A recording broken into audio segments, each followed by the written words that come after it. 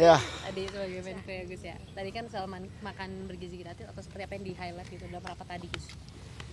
ya hari ini kita rapat koordinasi pemberdayaan masyarakat diikuti oleh Menteri UMKM, Menteri Koperasi, Menteri Perlindungan Pekerja Migran, Menteri Sosial, Menteri Ekonomi Kreatif, dan Menteri Koperasi. Kemudian Menteri Desa. Berbagai agenda pemberdayaan dimulai dari keinginan agar graduasi masyarakat miskin, mulai dari miskin ekstrim, miskin menjadi berdaya mandiri. Dari sana ada banyak isu-isu yang harus ditangani cepat. Salah satunya data tunggal agar tepat sasaran. Yang kedua, meningkatkan kapasitas usaha kecil menengah dan koperasi dengan memberi kapasitas kemampuan, kemudian bahan baku, holding antar UMKM akan kita lakukan agar usaha besar bersinergi kolaborasi dengan UMKM. Lalu kita juga akan melakukan atas perintah Pak Presiden meningkatkan kapasitas dan kemampuan para pekerja migran yang ke luar negeri. Insya Allah akan dibangun paling tidak 100 balai latihan kerja baru untuk pemberangkatan persiapan jabatan tertentu kualitas standar skill dan vokasi yang disiapkan khusus melalui 100 balai latihan kerja baru.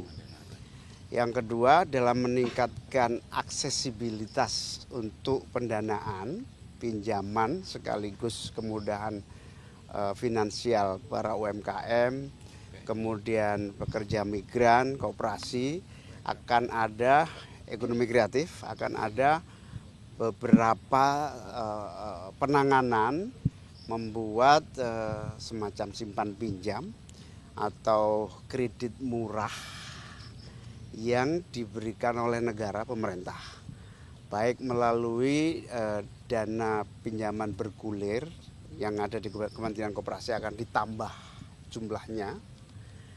Kemudian akan dibuat program khusus pinjaman untuk pekerja ke luar negeri.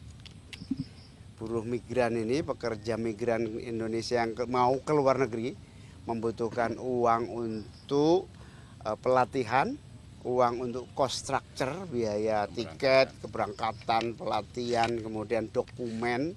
Itu kita berikan pinjaman dengan bunga yang sangat rendah. Ini akan diinisiasi untuk membuat model simpan pinjam, pinjam dengan bunga yang sangat rendah. Ini akan kita tindak lanjuti dengan kementerian-kementerian terkait, khususnya Kementerian Keuangan, berbentuk uang pemerintah yang dipinjamkan kepada para pekerja migran, juga kepada UMKM. Contoh sukses PNM akan kita duplikasi gitu ya, menjadi PNM itu penanaman modal madani yang bergerak di bidang simpan pinjam ibu-ibu pelaku bisnis. Nah, ini akan diduplikasi untuk pekerja migran, duplikasi untuk UMKM, duplikasi untuk koperasi. Berikutnya optimalisasi bantuan sosial melalui Kementerian Sosial juga dilakukan berbagai pembenahan, termasuk kepada para kaum miskin yang layak mendapatkan bantuan boleh diusulkan dan boleh disanggah yang sudah tidak miskin tapi masih mendapatkan bantuan, boleh disanggah melalui Kementerian Sosial.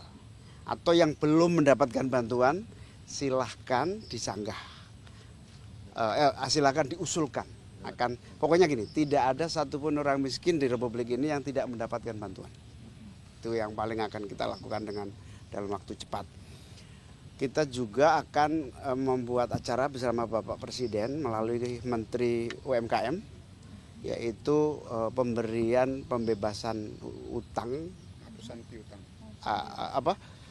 penghapusan piutang sejumlah tahap awal ini 67.000 penghapusan piutang yang akan dilaksanakan langsung oleh Presiden dalam waktu dekat.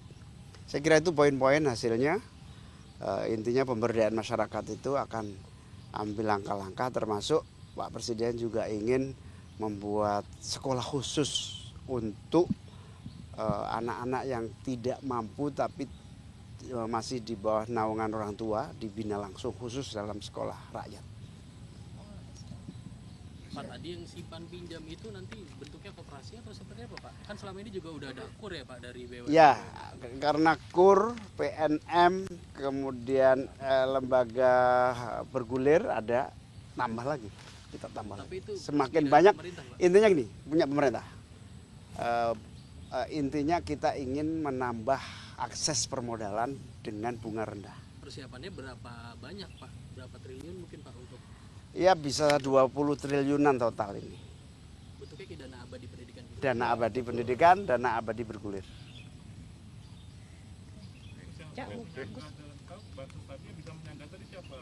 Tetangga kalau ada tahu orang sudah mampu tapi masih dapat, silahkan menyanggah. Melihat tetangga ini udah kaya kok masih dapat PKH, silahkan.